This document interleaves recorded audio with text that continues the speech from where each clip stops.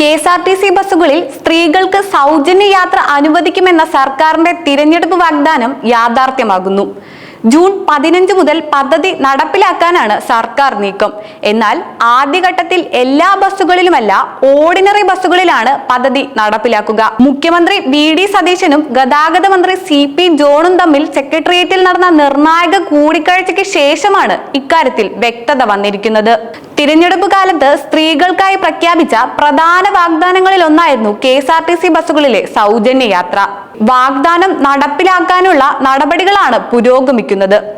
സർക്കാർ പദ്ധതിക്ക് അനുസരിച്ച് ആദ്യ 100 ദിവസത്തേക്കാണ് സൗജന്യ യാത്ര പരീക്ഷണാടിസ്ഥാനത്തിൽ നടപ്പിലാക്കുക.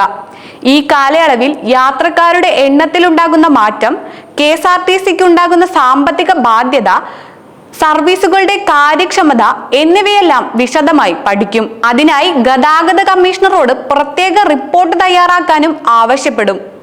ഈ പദ്ധതി സംസ്ഥാനത്തെ ലക്ഷക്കണക്കിന് സ്ത്രീകൾക്ക് ഗുണം ചെയ്യുമെന്നാണ് വിലയിരുത്തൽ. എന്നാൽ പദ്ധതിയുടെ സാമ്പത്തിക വശവും ചർച്ചയാകുന്നുണ്ട്.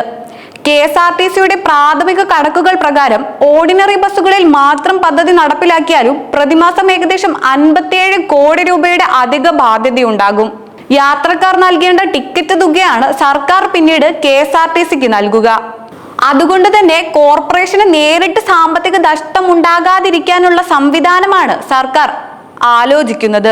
അതേസമയം എല്ലാ സർവീസുകളിലേക്കും പദ്ധതി വ്യാപിക്കുന്ന കാര്യത്തിൽ KSRTC ജാഗ്രത പാലിക്കണമെന്ന് വിദഗ്ധ സമിതി അഭിപ്രായപ്പെട്ടു. ഫാസ്റ്റ് പാസഞ്ചർ, സൂപ്പർ ഫാസ്റ്റ് ബസ്സുകൾ, സൂപ്പർ എക്സ്പ്രസ്, ദീർഘദൂര സർവീസുകൾ തുടങ്ങിയവയിലും തുടക്കത്തിൽ തന്നെ സൗജന്യ യാത്ര അനുവദിച്ചാൽ വരുമാനത്തിൽ വലിയ ഇടിവുണ്ടാകുമെന്നാണ് വിലയിരുത്തൽ. അതിനാലാണ് ആദ്യഘട്ടത്തിൽ ഓർഡിനറി ബസ്സുകളിൽ മാത്രം പദ്ധതി നടപ്പിലാക്കാൻ തീരുമാനിച്ചിരിക്കുന്നത്. പുതിയ പദ്ധതിയിൽ സ്ത്രീകൾക്ക് പ്രത്യേക മാനദണ്ഡങ്ങൾ ഒന്നും ബാധകമല്ല. വരുമാന പരിധിയോ പ്രായപരിധിയോ മറ്റു രേഖകളോ ഇല്ലാതെ എല്ലാ സ്ത്രീകൾക്കും ഈ ആനുകൂല്യം ലഭിക്കുമെന്നാണ് അറിയിച്ചിരിക്കുന്നത്. ഇത് പദ്ധതിയെ കൂടുതൽ ജനകീയമാക്കുമെന്നാണ് സർക്കാർ പ്രതീക്ഷിക്കുന്നത്. കേരളത്തിന് പുറത്തുള്ള ചില സംസ്ഥാനങ്ങളിൽ സ്ത്രീകൾക്ക് സൗജന്യ ബസ് യാത്ര ഇതിനോടകം നിലവിലുണ്ട്. അത്തരം പദ്ധതികൾക്ക് ലഭിച്ച ജനപിന്തുണയും അനുഭവങ്ങളും കേരളം പഠിച്ചിട്ടുണ്ടെന്നാണ് സൂചന. കേരളത്തിലെ സാഹചര്യം വ്യത്യസ്തമായതിനാൽ പദ്ധതിയുടെ സാമ്പത്തിക പ്രത്യാഘാതങ്ങൾ സൂക്ഷ്മമായി വിലയിരുത്താനാണ് സർക്കാർ ശ്രമിക്കുന്നത്.